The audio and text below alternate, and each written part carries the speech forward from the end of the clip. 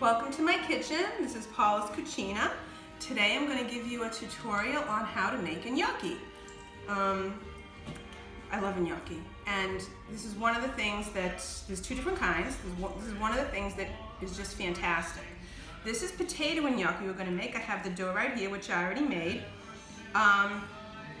There's two kinds you can make. The basic recipes are either for potato or ricotta. Now you can see I'm rolling it out with my hands. I'm going to roll it out thin like a snake. The ricotta and gnocchi are delicious, don't get me wrong. They're much lighter, but you can't beat the flavor of potato and gnocchi. But they're heavy, so you can't eat too many. But you know what? The ricotta ones are easier to make. The potato ones are a little more difficult to make because more time consuming in getting the dough correctly done.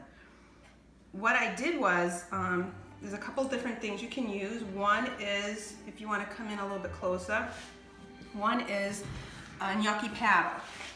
You can see it's got ridges going in it. It's just made of wood. It's flat on one side and has the ridges on the other.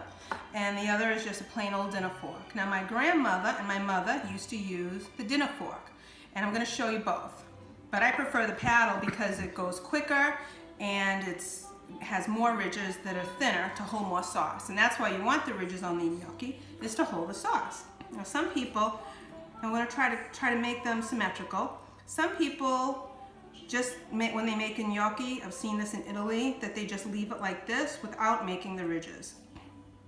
Of course I've seen it both ways in Italy, but I've never seen this in the States. But in Italy I have seen it. They just leave them like little puffs of potato like that. But you can see if it's smooth like that, it doesn't really hold the sauce as well. And whenever I make a gnocchi, I haven't got too creative with different sauces on it yet. I do the regular, I'm tossing that one because it's not square. I just do the regular, regular tomato sauce. I have my flour right here. I want to, because the dough gets a little tacky, so you want to make sure you put a little on your board and then tap it off, right? Okay, so here we go. We're going to make some gnocchi. You want to come in nice and close. You just hold it with your thumb and it rolls off. There you go, there's your gnocchi. We'll do another one. I want to show you this too. So this is where I cut it. Okay, you want to make sure that that's how you pick it up and that's how you roll it. You can do it this way, but then they'll come all out different shapes and sizes. It won't be as symmetrical. If you do it this way, they all come out pretty much the same size, as you can see. It's very easy to do. I taught my son Chucky how to do this. He's pretty good at it. Goes along. I have two paddles, so when he helps me with it. Now, when my grandmother used the fork and my mother, they used to do it on the back of the fork. I cannot master that technique, so I do it this way, if I do it. And you can see it makes the ridges in it much thicker. And we're going to do a close-up on that so you can see the difference in the ridges. You see that? Those are the thicker ones with the fork. I've done a couple over here already. I'm not going to throw them away because you don't want to throw away a gnocchi. But I like to use the paddle, so I'm just going to keep going. It's really pretty easy. It just goes real quick. I'm doing it a little bit slow because you're watching. But you can see this is not like making tortellini, which I'll do another time. Tortellini is much more time consuming.